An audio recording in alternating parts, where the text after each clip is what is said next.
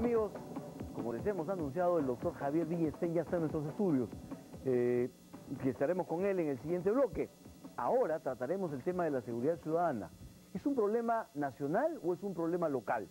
Hemos invitado para tratar este tema a los alcaldes de Magdalena, Francis Allison, y de Miraflores, Jorge Muñoz, con quienes justamente evaluaremos esta aparente decisión del Ejecutivo de trasladar el tema nacional a las jurisdicciones locales. Muy buenas noches, muchísimas gracias por estar con nosotros. Muy amable. Muy bien, la primera pregunta es esa. ¿Es la seguridad ciudadana un problema nacional o es un problema local? Don Francis Allison. Bueno, el tema es bastante claro. Primero, ¿qué dice la Constitución Política del Perú? Que la Policía Nacional del Perú es la que investiga, previene y reprime la delincuencia.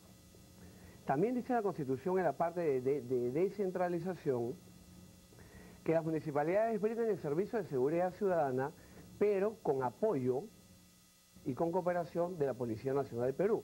¿Por qué dice esto la Constitución? Justamente porque el legislador sabe que la municipalidad no tiene las competencias ni las capacidades, básicamente competencias, que sí tiene la Policía Nacional para la lucha contra la delincuencia, como la captura, el derecho a capturar, como portar armas, en fin.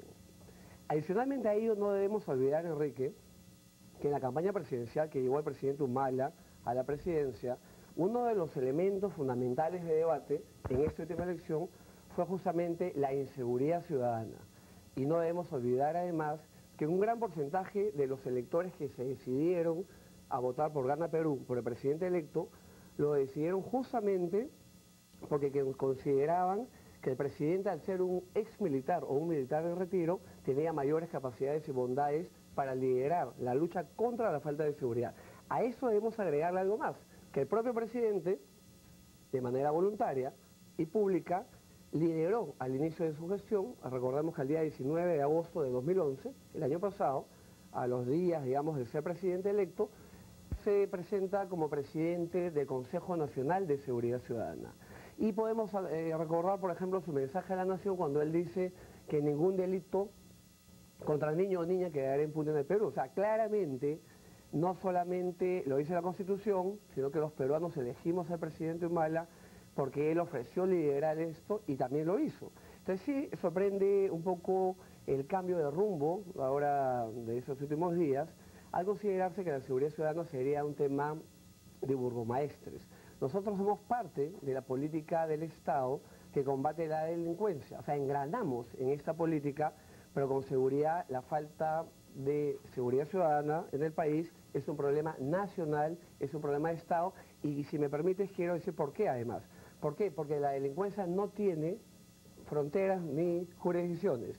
Cuando, por ejemplo, en un penal, un señor que está en el penal Castro, un delincuente que está cumpliendo condena, planifica, por ejemplo, secuestrar a un vecino de Miraflores. Lo secuestra en Miraflores y lo retiene en Chosica.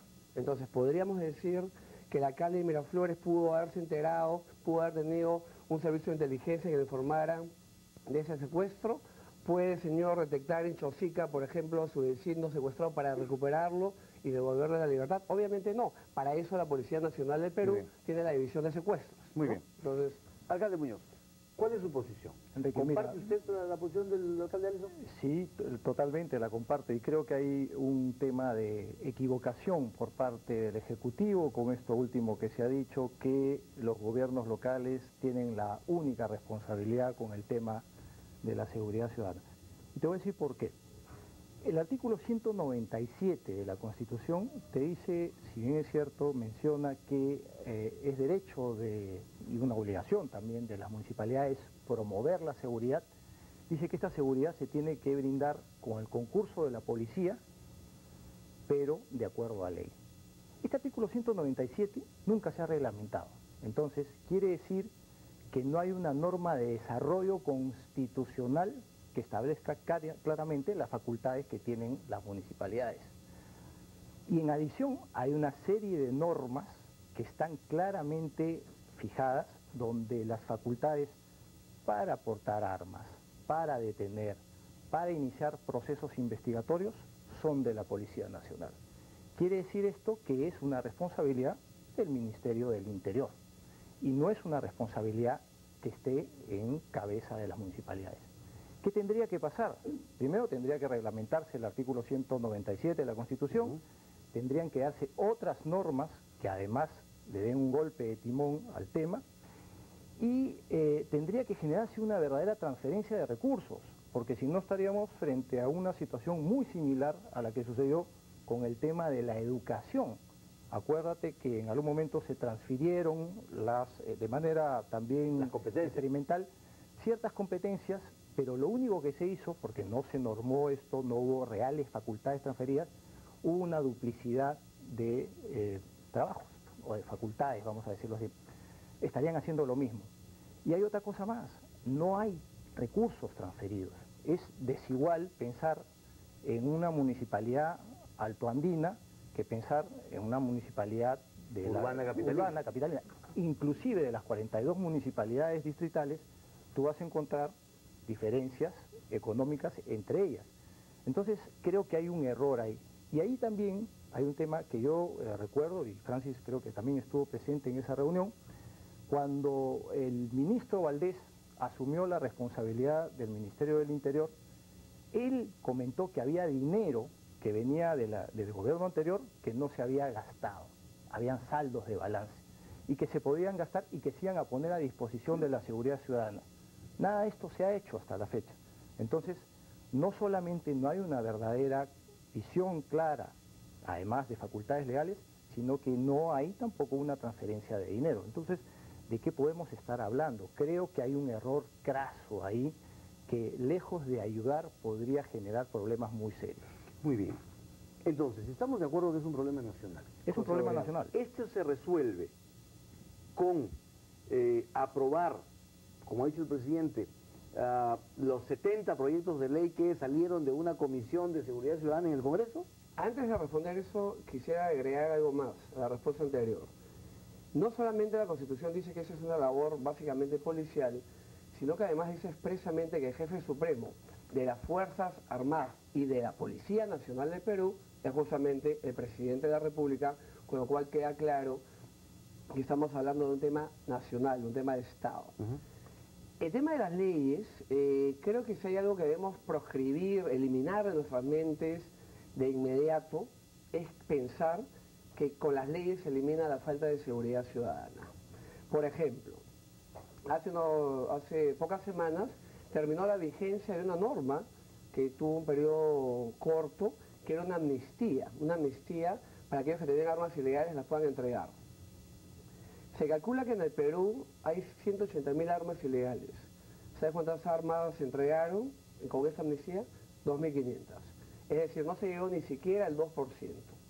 Otro ejemplo más, la violación de menores. Es una pena, es un delito que en el Perú al día de hoy tiene hasta cadena perpetua. Podemos decir, pero obviamente cuando entra en vigencia el Código Penal actual en 1991, la pena no era tan severa. Ahora está hasta cadena perpetua en algunos casos. ¿Alguien podría decir que en el Perú hay menos violaciones? ¿O el robo agravado? La pena de robo agravado se ha elevado 3 veces. O sea, en el 91 entra en vigencia el Código Penal con una pena y luego se sube 3 veces más. ¿Alguien podría decir que en el Perú ya no hay robos? Más bien al revés, todos los estudios dicen que cada día hay más robos. Conclusión, la ley es importante para combatir la falta de seguridad, pero de ninguna manera es una herramienta que por sí misma funciona, todo lo contrario.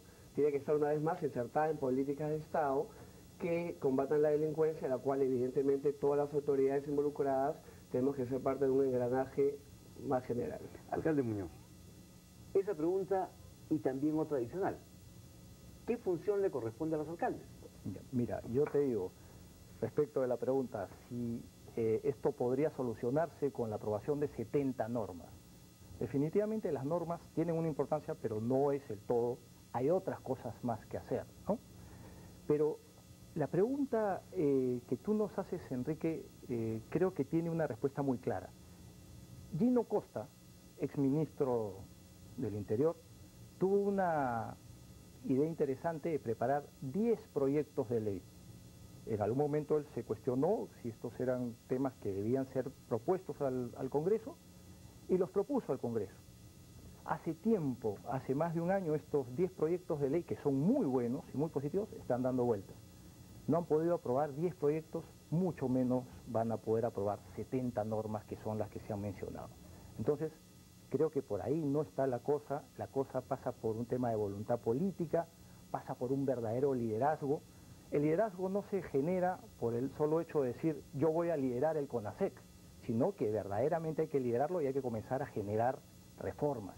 Por ejemplo, una reforma que se propuso y que nunca se ha escuchado es, por decir algo, eliminar el IGB para las compras en seguridad ciudadana.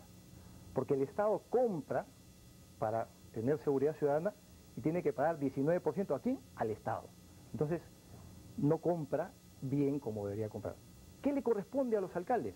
Bueno, a los alcaldes les corresponde desde su perspectiva poner el mejor esfuerzo que puede hacer, liderar sí su comité descentralizado, o mejor dicho, distrital de seguridad ciudadana, y hacer que los comisarios, que la gobernadora, gobernador, juez de paz, bomberos y toda la gente que hace seguridad ciudadana en su distrito tengan una respuesta también desde una perspectiva ciudadana.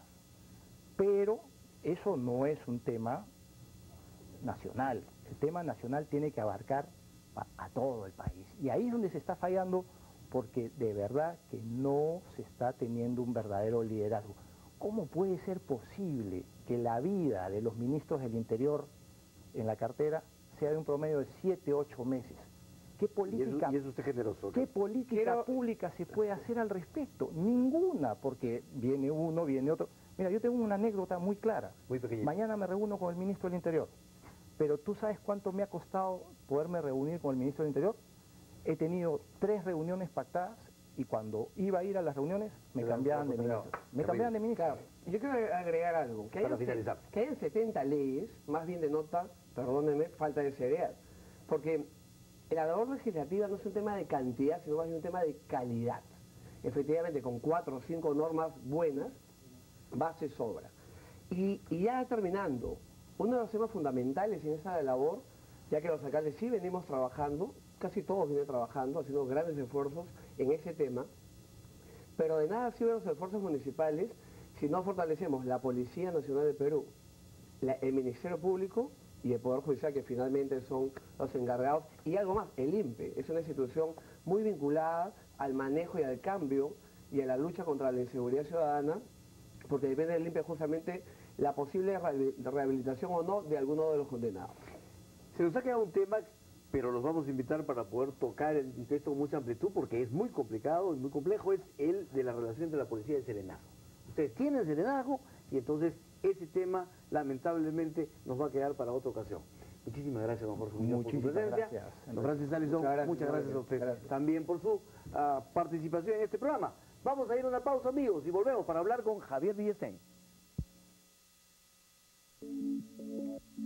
Mi nombre es Milovandra Gañá García, soy responsable de servicio en expansión del BBVA Continental.